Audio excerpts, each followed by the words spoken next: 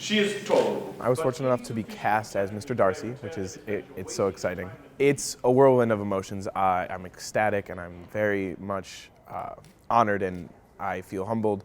And it's kind of like, it makes you shake in your boots a little bit, because everyone knows the role, everyone knows the show, and you don't want to disappoint people's perceptions of it, but you also want to give it your own flair and make it memorable. I am the stage manager for Pride and Prejudice. It is my responsibility to uphold the artistic integrity of the show. So I'm responsible for recording blocking, for making sure that actors are being safe, that they're memorizing their lines, and communicating with everybody in all departments. I love the ability to help put an artistic vision onto a stage. I'm not as comfortable on stage, so that kind of is part of it, but I love being able to make art and help somebody else's vision come into fruition. I kind of felt a little, I don't know, apprehensive of telling this story at this time. How could it be relevant right now?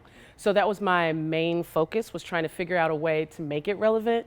And the funny thing is that I didn't have to make it relevant. It is relevant today. Oh, he is also handsome, which a young man should be if he possibly can. A cool thing about this production is there's going to be a different twist to it with the period, and it's going to be, how it's been described to me is it's going to be a period piece with a contemporary heartbeat.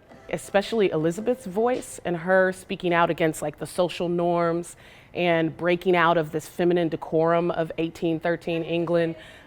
She actually is like a character that I think would really thrive today. I'd tell them to come because it's an amazing show. And it's such an amazing storyline full of heart, and after watching it or reading it or just going over the storyline, it makes you optimistic and it makes you really value the things that are in front of you. And the cast and the crew and everyone that's working on the show is just amazing, and they're putting their full heart and soul into the show.